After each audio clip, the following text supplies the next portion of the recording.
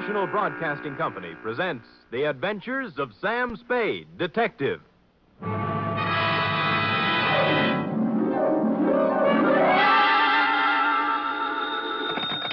Sam Spade Detective Agency. Me, sweetheart. Oh, you. What's the matter now? Oh, nothing.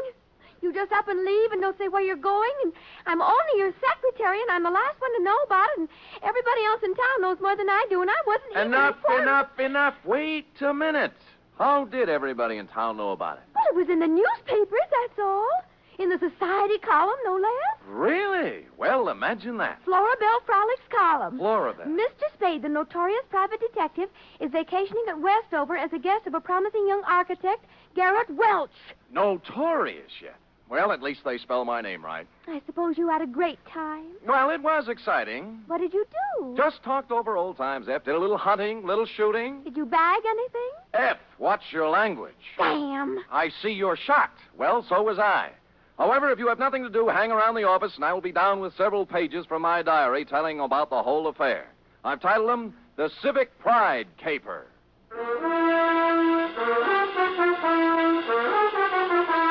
For NBC, William Spear, radio's outstanding producer-director of mystery and crime drama, brings you the greatest private detective of them all, starring Stephen Dunn in The Adventures of Sam Spade. Effie! Oh, here I am, Sam. Well, I thought you'd gone chicken and run out on me. You're part of this organization. You're going to bear the bitter with the sweet, along with the rest of us. I know, but I always seem to get the bitter. Friday's when the sweets will be given out. Don't quibble. This is a nasty job we have here, and we might just as well sit down and get it over with. You care for a drink? You might need it. No, thanks. I don't need false bravery. Lucky you. Well, are you ready? No, but we might as well start. Well, you know best. Date, fill it in, to Garrett Welch, room 212, Fairchild Building, Westover, California. From Samuel Spade, license number 137596. Subject, the Civic Pride Caper. Dear Garrett, I'd never been in Westover before, and I found it, on the surface at least, an attractive, bustling little city. The streets were clean, and the girls were sun-kissed and friendly.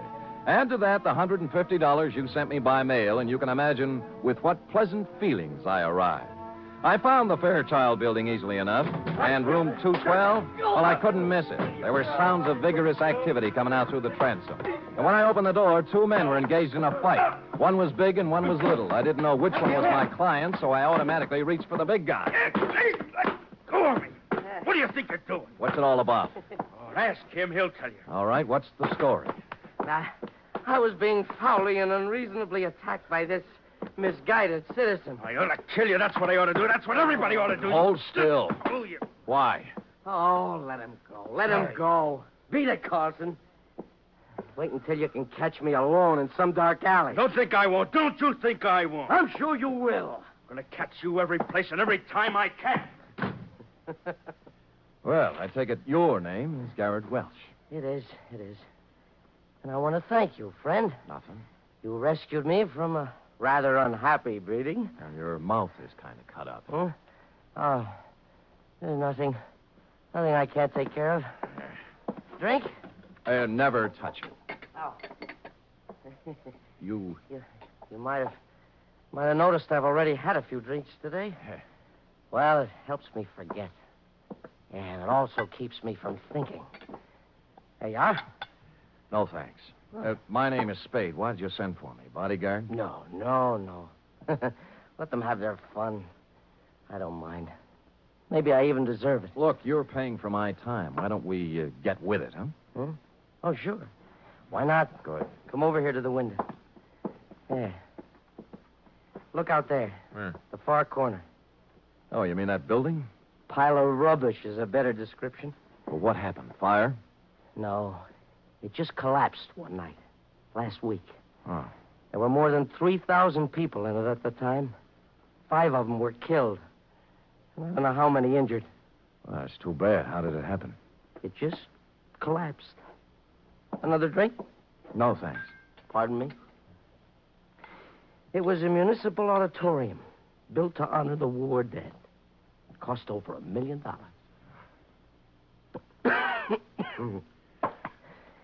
I was the architect. Oh. Yeah. I was picked by the townspeople for the singular honor of designing the fond memorial. Well, now they have something to remember. What'd you do wrong? Nothing. Nothing. Somebody cheated in the building of it. Somebody didn't follow my plans. I don't know who it is. I don't know who it was. Or just where to place the blame. So, you're a private investigator? What can you do? Get you some black coffee and ask you some questions.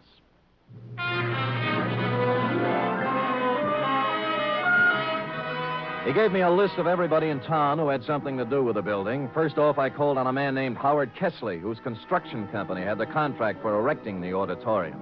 Kessley lived in an elegant house on a well-guarded estate. And after they took my gun away from me, they let me in. I waited in a room tastefully decorated with original oil paintings and oriental rugs. And eventually, a football hero-type man walked in. You from the insurance company? No, I'm a private detective, Sam Spade. Who are you working for? Garrett Welch. Huh. That's a laugh. Funny. Well, what do you want? Look, you built that auditorium. Have you any idea why it fell down? Maybe you just got tired. I don't know. Aren't you interested? We're looking into it now. Who's we? My company engineers. That Garrett Welch. An architect. We should have had somebody who knew what he was doing. Do you have any copies of the building specifications that I might look at? Sure. I got nothing to hide. You can go back and tell Garrett Welch that the best thing he can do is get out of town. Or somebody tries to knock him off and succeed. Yeah. Here. There's a copy of the plans. Look at it all you want. You'll find I did what I was supposed to do. I got my gun back from the guards and left with the building specifications tucked under my arm. They didn't mean a thing to me, of course. I'd only asked for them to see whether he'd refuse to show them. But out of curiosity, I unrolled them just for a look before dumping them into the ash can. And I noticed something. The last page was signed and approved by the city building inspector, a man named Albert Mitchell.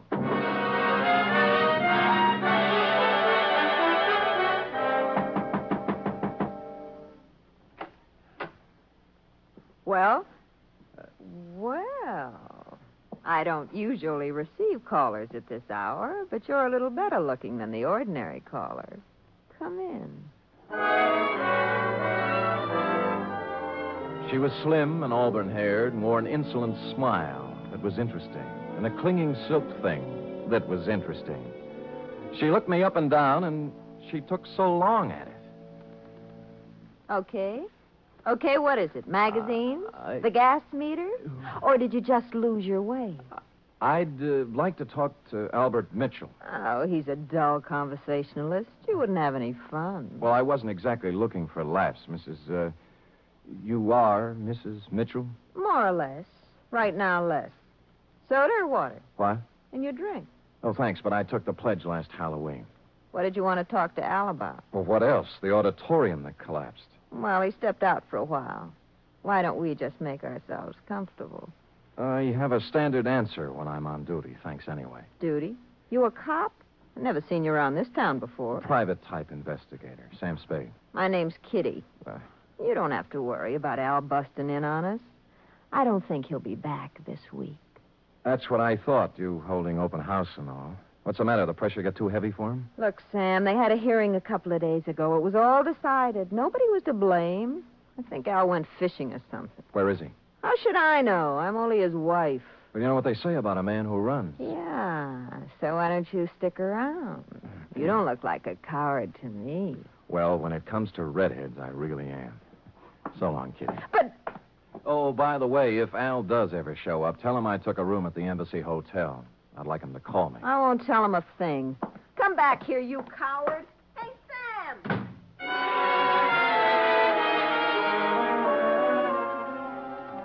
I went down to the wreckage of the auditorium. It was late, and the streets were quiet and deserted. I walked through the twisted shell of the building, striking matches and looking around. I didn't know what I was looking for, but apparently I wasn't the only one visiting the scene of the crime. I was standing just inside the gutted remains of what was once the lobby when it happened. Gunfire cut loose at the back of the building. I ran toward the noise, and when I turned the back corner, I saw a cloud of plaster dust where the shots had apparently been fired. There were no people or cars in sight, but on the sidewalk, on hands and knees, was a man. Rats. double-crossing dirty rats. Save me. Don't let me die. Kitty. He grabbed my legs and tried to pull himself up. His face was a gargoyle of pain. I reached down to help him, but he slipped back to the sidewalk, dead. 4 bullets had gone through his back. A billfold fell out of his pocket. It was loaded with identification, and everything said Albert Mitchell, age 40, occupation, building inspector.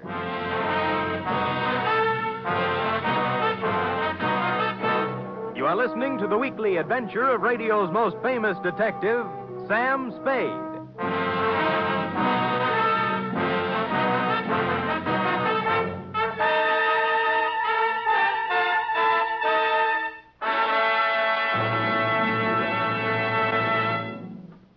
Three chimes mean good times on NBC.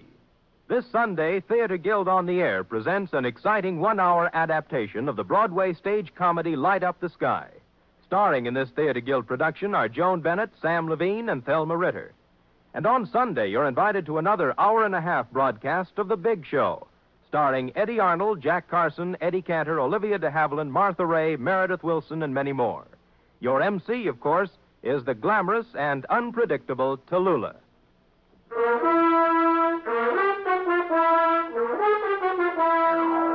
And now back to the Civic Pride caper, tonight's adventure with Sam Spade.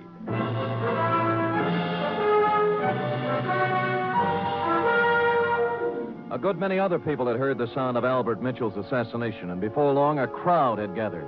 Among them were several minions of the law. They took 2 people in tow, the dead Mitchell and the live Spade.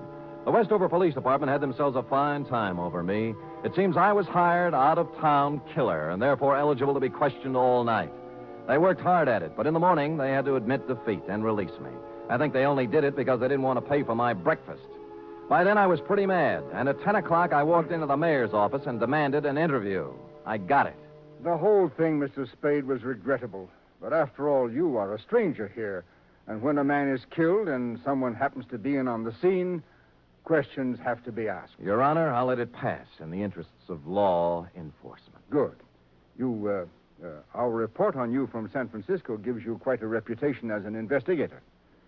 Do you have any theories that might help us in this murder of Mitchell? Well, I could hazard an expert guess that it's tied in with the building scandal, the auditorium collapse. By the way, what's being done officially to fix the blame for that? The city council held its investigation of the unfortunate affair last week, and as far as we can determine, no one is directly responsible. No one? Oh, come, Your Honor. Are you questioning our civic procedure? Oh, well, maybe you're right. Maybe we've been too easygoing.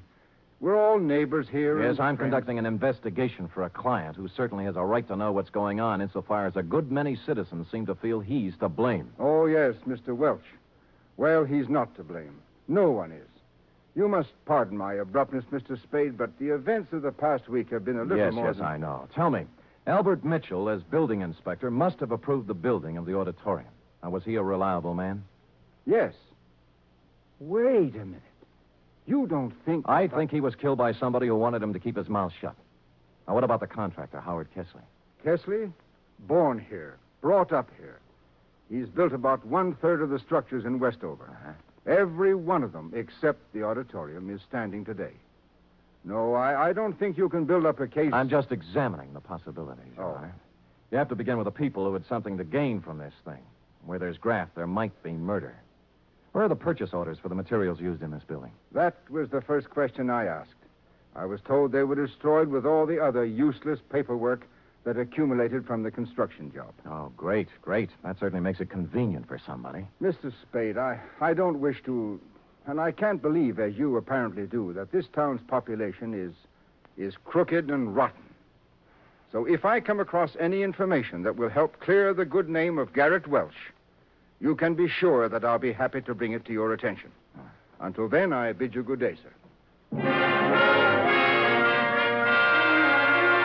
I could understand Mayor Sullivan's desire to protect the fair name of his city, but I had to take a meaner view of at least one Westover citizen.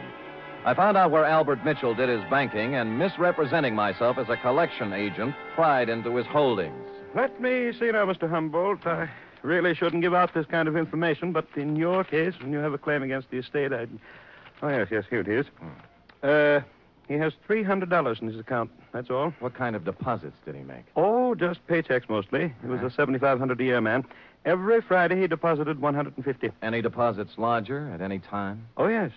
4 deposits of $5,000 each in the past year.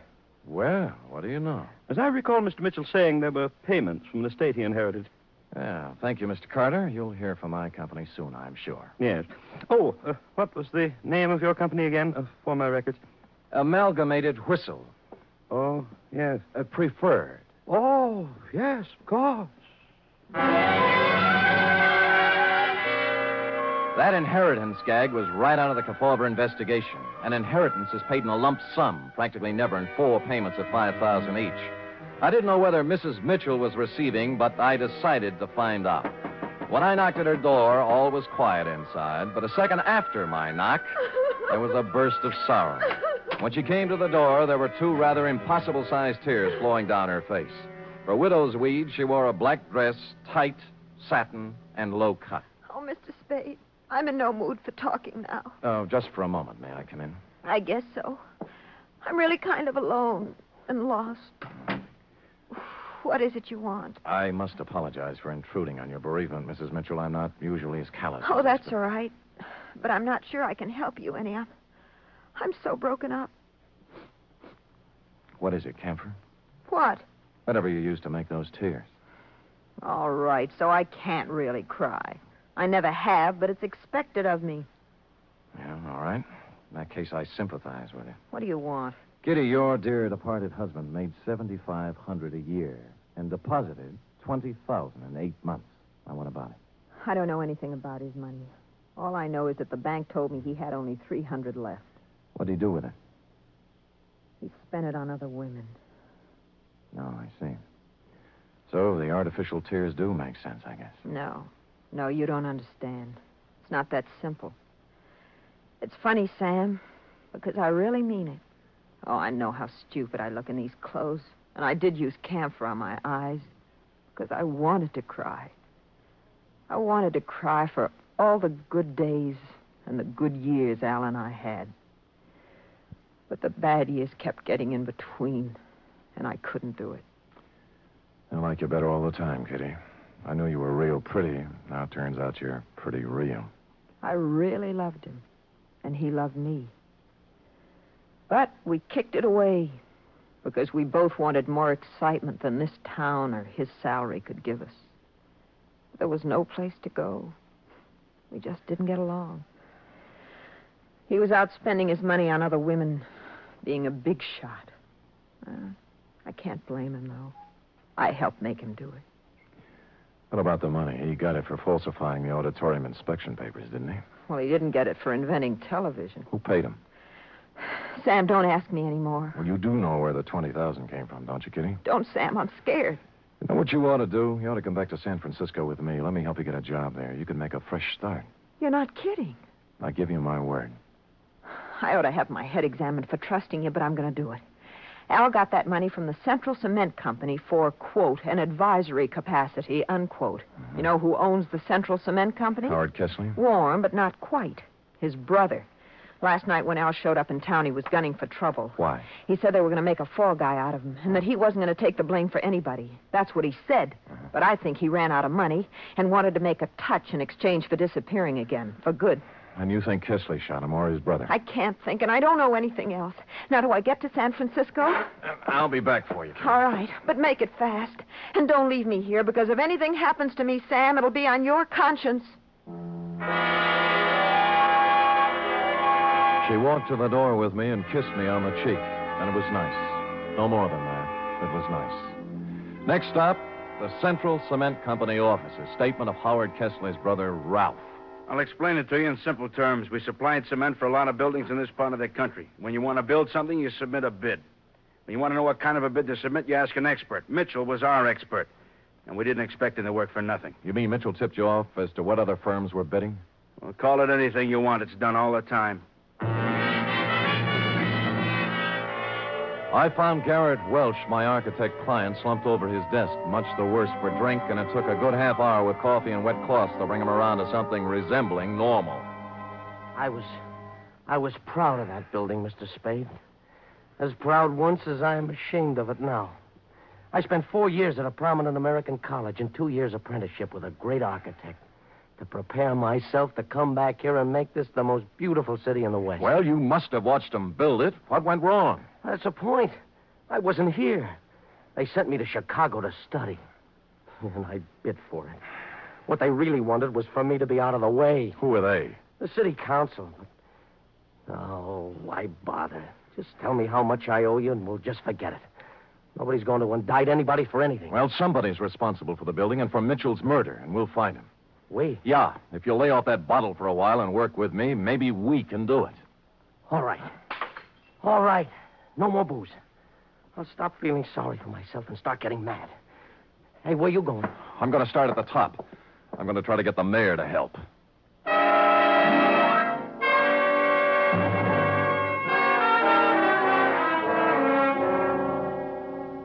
You say you've turned up something, Mr. Spade? A lot of something, Your Honor. I've ferreted out copies of the purchase orders for the materials used in that building. They were generally inferior and below the quality required by sound engineering and the law. Oh, you can't mean it. I do. You can inform your district attorney that in a matter of 2 or 3 days, I will move for an indictment of several people in this community for gross criminal negligence.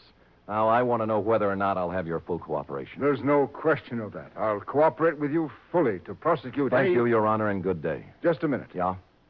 About Howard Kesley. What about him?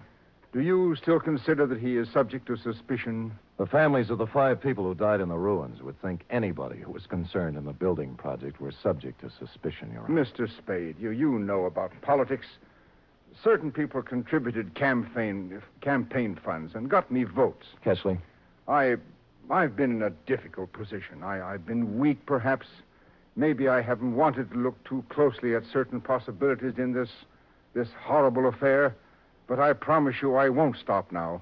It doesn't matter what happens. My first duty is to the citizens of this town. Well said, Your Honor. Just tell the same thing to the other members of the city council. Tell them that if I kick the lid off this garbage can, it's going to make Westover smell pretty bad. You'll hear from me, Mr. Spade. I guarantee you.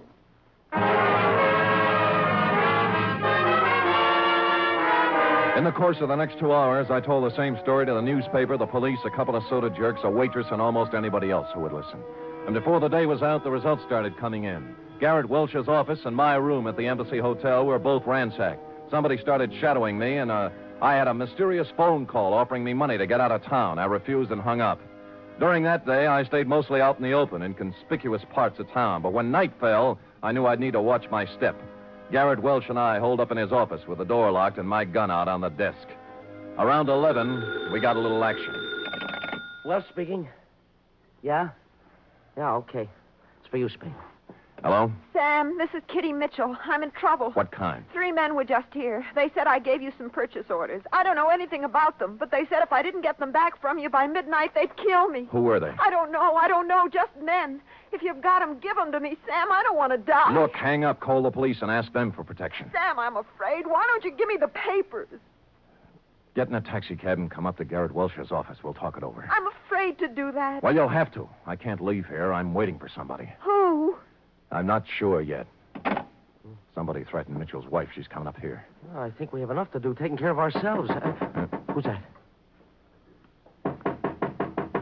Go on, you answer it. Then step to one side. I'll keep you covered. Okay. Don't make one wrong move. I'm not going to, Spade. I came here to talk. Kesley? Yes. Who's with you, Kesley? Nobody. I'm alone and unarmed. Come in. I'm watching you from behind, Kesley. I know it. I just came to talk. All right, talk. Spade, you allegedly have information as to why the auditorium collapsed, killing 5 people. Suppose I do. Well, I came to make a deal with you. We're not making deals. I think you'll like this one. I'll give you all the positive information you want for one thing. Namely?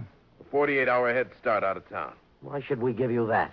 Because nobody, least of all myself, thought the building would collapse. It's true I used inferior materials, but I had to. What does that mean? There's a man in this town.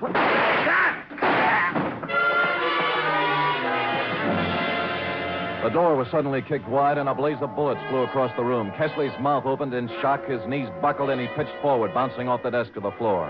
A tall, silver-haired gentleman was behind the gun. That caught him shoulder high, spun him around. The gun fell out of his hand, and Welch and I were on him in a second. All right. I've done all I'm going to do. I'm hurt. I'm wounded. Well, Your Honor, you're better off than Kesley. Kesley didn't want to do it, but I had something on his brother and told him I'd send him to jail. We saved $100,000 on the cheap supplies we used in that building. Yeah, when I showed up, Kesley was afraid he was going to take the rap alone. He was afraid he'd end up like Albert Mitchell, right? Yes.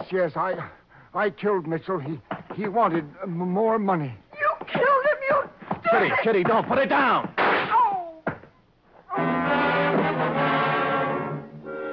She had come in while we were talking and picked up the gun Mayor Sullivan had dropped. Her one shot hit him in the chest. Then she let the gun slip through her fingers and just stood there. Then you know what? She cried. Real tears. Period. End of report. Sam, what an awful tragedy. It was indeed, F. Of course, in a few minutes, the place was full of police, and we turned her over. What do you think's going to happen to her, Sam? I'd rather not think about that, Effie. Now, how about typing it up?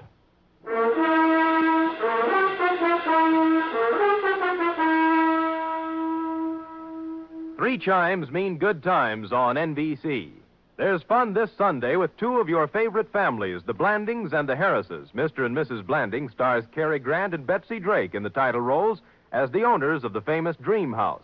And the Phil Harris-Alice Faye Show brings you Phil and Alice with more of their merry antics, plus Frankie Remley, Brother William, and the entire cast. You're invited this Sunday. Here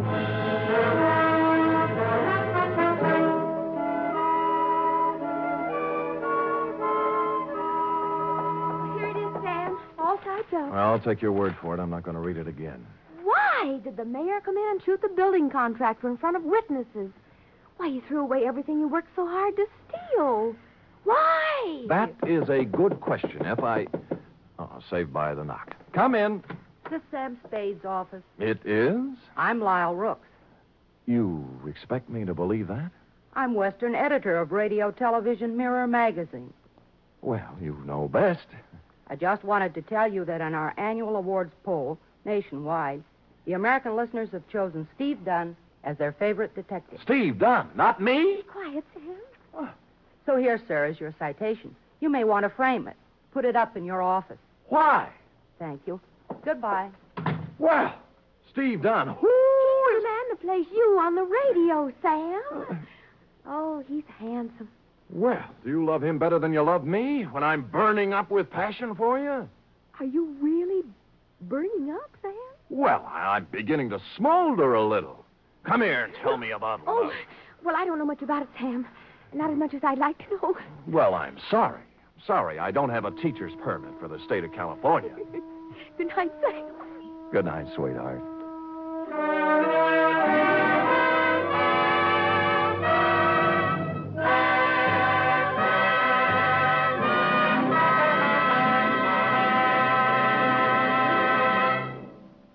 The Adventures of Sam Spade are produced, edited, and directed by William Spear. Sam Spade is played by Stephen Dunn. Lorene Tuttle is Effie. Also in the cast were Shirley Mitchell, Jack Crucian, Sidney Miller, Paul Frees, Herb Rawlinson, and Lou Merrill. Script for tonight's adventure by John Michael Hayes. Musical scoring by Lud Gluskin, conducted by Robert Armbruster.